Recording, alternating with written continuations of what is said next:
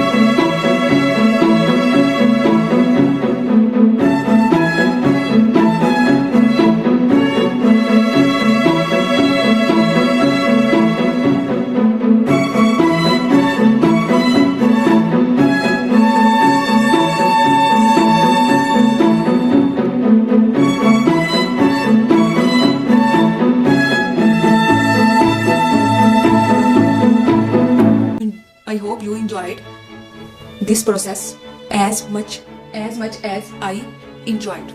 Don't forget to like, comment and subscribe. If you are following my 7 days random sketching challenge, see you tomorrow. Okay, bye.